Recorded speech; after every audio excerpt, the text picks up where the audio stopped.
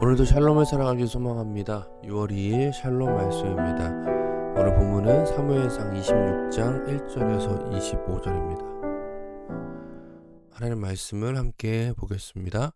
10사람이 기브야에 와서 사울에게 말하여 이르되 다윗이 광야 앞 하길라 산에 숨지 아니하였나이까 하매 사울이 일어나 십광야에서 다윗을 찾으려고 이스라엘에서 택한 사람 3,000명과 함께 십광야로 내려가서 사울이 광야 앞 하길라 산에 산 길가에 진친지라. 다윗이 광야에 있더니 사울이 자기를 따라 광야로 들어옴을 알고 이에 다윗이 정탐꾼을 보내어 사울이 과연 이른 줄 알고 다윗이 일어나 사울이 진친 곳에 이르러 사울과 내레 아들 군사령관 아브넬이 머문 곳을 본즉 사울이 진영 가운데 누웠고 백성은 그를 둘러 진쳤더라. 이에 다윗이 햇사람 아히멜렉과 스루야의 아들 요압의 아우 아비새에게 물어 이르되 누가 나와 더불어 진영에 내려가서 사울에게 이르겠느냐 하니 아비새가 이르되 내가 함께 가겠나이다. 사울이 약속을 어기고 다시 다윗을 쫓아왔습니다. 지난번 24장에서 다윗이 사울을 살려준 뒤에 사울은 울면서 회개했죠. 근데 다시 다윗을 쫓아옵니다. 그러니까 죄가 반복되어지는 것을 보게 되어지는데 다윗은 이번에는 적극적으로 사울에게 가서 이제 사울에게로 쳐들어가려고 합니다. 이제 쳐들어간다기보다는 사울에게로 가서 뭔가를 하려고 하는 거죠. 다윗이 일어나서 사울이 진친 곳에 이르러 그 조용히 다녀오려고 하는데 지원자를 뽑는데 지원자 누구야? 아비새라는 사람이 지원을 하게 됩니다. 다윗과 아비새가 밤에 그의 백성에게 나아가 본즉 사울이 진영 가운데 누워 자고 창은 머리 곁 땅에 꽂혀 있고 아브넬과 백성들은 그를 둘러 누웠는지라. 아비새가 다윗에게 이르되 하나님이 오늘 당신의 원수를 당신의 손에 넘기셨나이다. 그러므로 청하노니 내가 창으로 그를 찔러서 단번에 땅에 꽂게 하소서. 내가 그를 두 번 찌를 것이 없으리다 하니 다윗이 아비새에게 이르되 죽이지 말라. 누구든지 손을 들어 여호와의 기름 부음 받은 자를 치면 죄가 없겠느냐 하고. 다윗과 아비새가 밤에 몰래 들어갔는데 사울이 진영 가운데 누워 자고 있습니다. 진영 가운데 누워 자고 있다는 건 그 군사 배치도가 그렇습니다. 왕의 텐트를 중심으로 텐트들이 쭉 둘러 있고, 그러니까 아무나 들어갈 수가 없는 그런 구조인 거죠. 그럼에도 불구하고 나중에 보면 군사들도 자고 있어요. 하나님께서 다윗을 보호하고 계시는 것을 보게 되는 거죠.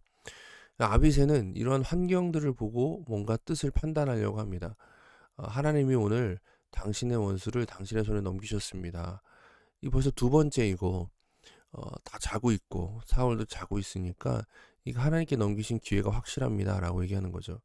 근데 다윗은 상황으로 판단하려고 하지 않고 하나님의 말씀을 기준으로 판단합니다. 여호와의 기름 부음 받은 자를 치면 죄가 없겠느냐. 어, 이러한 어, 부분에서 분명한 차이가 드러나는 거죠. 나에게 유리한 쪽으로 상황을 해석하느냐, 아니면 하나님의 말씀을 통해서 상황을 분별하느냐. 다윗이 또 이르되 여호와께서 살아계심을 두고 맹세하노니 여호와께서 그를 치시리니 혹은 죽을 날이 이르거니와 또는 전장에 나가서 망하리라. 다윗은 자기의 힘으로 하나님의 기름 부음 받은 자를 치기보다 하나님의 손에 원수 갚음을 맡기고 있습니다. 내가 손을 들어 여호와의 기름 부음 받은 자를 치는 것은 여호와께서 금하시나니 너는 그의 머리 곁에 있는 창과 물병만 가지고 가자 하고. 아마도 우리가 또 본문을 보면서 기억해야 될 게 24장과 26장 사이에 25장이 있죠. 이게 무슨 당연한 얘기냐 싶긴데 25장에 무슨 얘기가 있냐면 하나님께서 아비가일을 통해서 다윗의 범죄를 막습니다. 다윗이 그의 분노로 인해서 나발과 나발의 집들을 다 치려고 했는데 아비가일이 중간에 다윗을 막아서고 다윗을 하여금 범죄하지 않게 막죠. 근데 그 뒤에 나발이 결국 죽게 돼요. 하나님의 어, 그 치심을 통해서 그 몸이 굳어서 죽어버리게 됩니다. 다윗이 그걸 봤잖아요. 그러니까 다윗이 내 힘으로 내가 지금 불법을 행하면서까지 내 원수를 갚으려고 노력하지 않아도 하나님께서 결국에 갚아주시는구나 라는 분명한 확신을 가지고 지금 이렇게 대할 수 있는 겁니다. 믿음으로 여유로운 모습을 보일 수가 있는 것이죠. 다윗이 사울의 머리 곁에서 창과 물병을 가지고 떠나되 아무도 보거나 눈치채지 못하고 깨어있는 사람도 없었으니 이는 여호와께서 그들을 깊이 잠들게 하셨으므로 그들이 다 잠들어 있었기 때문이었더라. 여러분, 하나님께서 다윗을 보호하시는데 동시에 지금 사울의 군사와 사울의 모습이 얼마나 잘못된지를 보여주고 있죠. 군인들이 밖에 나와 가지고 군사 작전을 실행하고 있는데 다 자고 있어요. 방심하고. 이에 다윗이 건너편으로 가서 멀리 산 꼭대기에 서니 거리가 멀더라. 이제 사울이 추적해 올 수 없을 만한 그런 위치에 서 가지고 다윗이 외치기 시작합니다. 다윗이 백성과 내레 아들 아브넬에 대하여 외쳐 이르되 아브넬아 너는 대답하지 아니하냐 하니 아브넬이 대답하여 이르되 왕을 부르는 너는 누구냐 하더라. 아브넬은 군사령관이라고 했죠. 다윗이 아브넬에게 이르되 내가 용사가 아니냐 이스라엘 가운데 너 같은 자가 누구냐 그러한테 내가 어찌하여 내 주 왕을 보호하지 아니하느냐 백성 가운데 한 사람이 내 주 왕을 죽이려고 들어갔었느니라. 내가 한 이 일이 옳지 못하도다. 여호와께 살아계심을 두고 맹세하노니 여호와의 기름 부음 받은 너희 주를 보호하지 아니하였으니 너희는 마땅히 죽을 자이니라. 이제 왕의 창과 왕의 머리 곁에 있는 물병이 어디 있나 보라 하니 다윗이 자기들이 들어왔다 나갔다는 얘기를 지금 돌려서 말하면서 아브넬을 책망하는 것 같으나 사울에게 분명히 경고하고 있는 거죠. 사울이 다윗의 음성을 알아듣습니다. 이것을 알아듣죠. 이르되 내 아들 다윗아 이것이 내 음성이냐 하느니라. 다윗이 이르되 내 주 왕이여 내 음성이니이다 하고 또 이르되 내 주는 어찌하여 주의 종을 쫓으시나이까 내가 무엇을 하였으며 내 손에 무슨 악이 있나이까 원하건대 내 주 왕은 이제 종의 말을 들으소서. 만일 왕을 충동시켜 나를 해하려 하는 이가 여호와시면 여호와께서는 재물을 받으시기를 원하나이다마는 만일 사람들이면 그들이 여호와 앞에 저주를 받으리니 이는 그들이 이르기를 너는 가서 다른 신들을 섬기라 하고 오늘 나를 쫓아내어 여호와의 기업에 참여하지 못하게 함이니이다. 만약 하나님께서 나를 죽이신다면 재물을 받는다는 건 무슨 얘기예요? 다윗을 죽여서 재물로 받으시길 원한다. 내가 죽어 마땅하다라고 하는 것이다. 근데 하나님께서 하신 것이 아니면 만약에 사람이 죽이라고 하는 것이면 하나님 앞에 저주를 받을 것이다. 근데 사실 이거는 사울이 스스로 하는 거잖아요. 그러니까 이 저주가 누구를 향하고 있는 거예요? 사울을 향하고 있는 거죠. 그런지 청하건대 여호와 앞에서 먼 이곳에서 이제 나의 피가 땅에 흐르지 말게 하옵소서. 이는 산에서 매출하기를 사냥하는 자와 같이 이스라엘 왕이 한 벼룩을 수색하려 나오셨음이니이다. 자기는 왕이 그 사울을 제끼고 왕이 되려고 하는 욕심 있는 사람이 아닙니다. 나를 쫓는 일을 제발 멈추십시오라고 다윗이 오히려 호소하고 있습니다. 사울이 이르되 내가 범죄하였도다. 내 아들 다윗아 돌아오라. 내가 오늘 내 생명을 귀하게 여겼은즉 내가 다시는 너를 행하지 아니하니라. 내가 어리석은 일을 행하였으니 대단히 잘못되었도다 하는지라. 다윗이 대답하여 이르되 왕은 창을 부숴서 한 소년을 보내어 가져가게 하소서. 사울은 다시 한번 자기의 잘못을 고하고 다윗은 소년을 보내서 창을 가져가라고 얘기합니다. 창이 없으면 싸울 수가 없으니까요.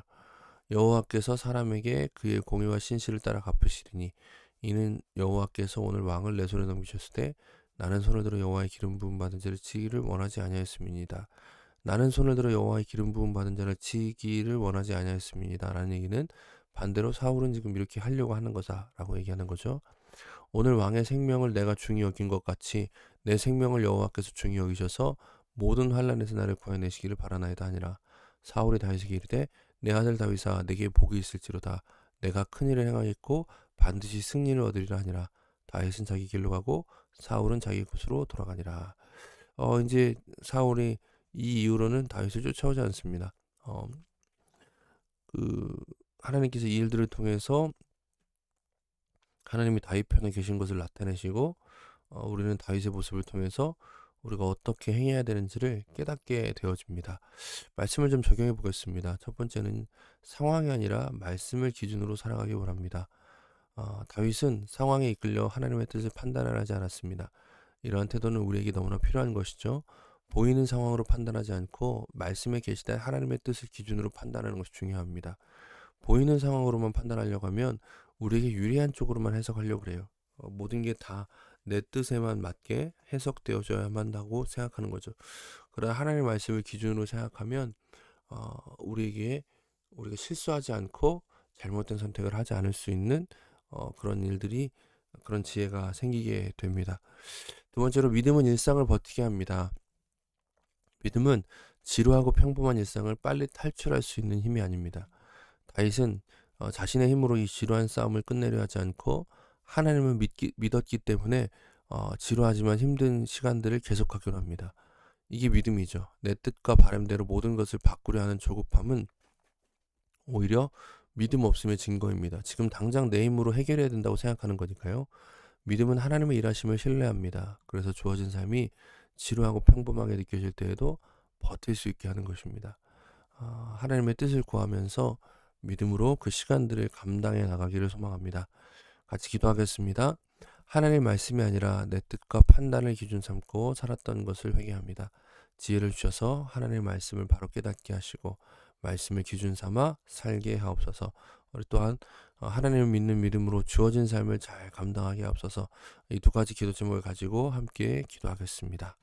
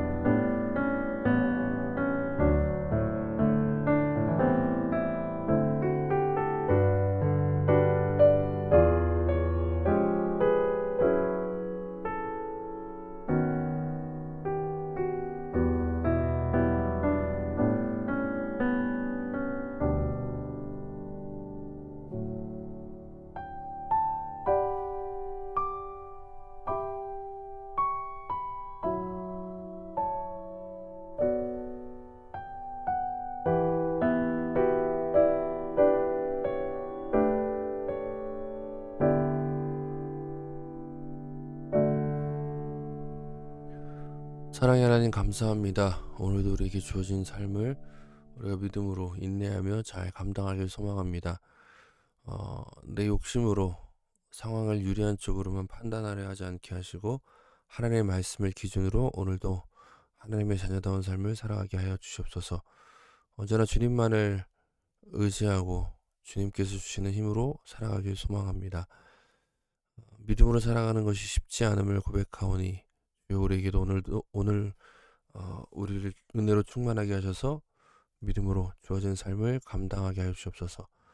버틸 수 있는 힘을 주시고 감당할 수 있는 지혜를 더하여 주시옵소서. 주님의 나라를 살아가게 하실 것을 믿습니다. 오늘도 주님을 의지하며 나아갑니다. 예수님의 이름으로 기도드립니다. 아멘. 오늘도 말씀으로 샬롬을 살아가는 저 여러분 되기를 소망합니다. 감사합니다.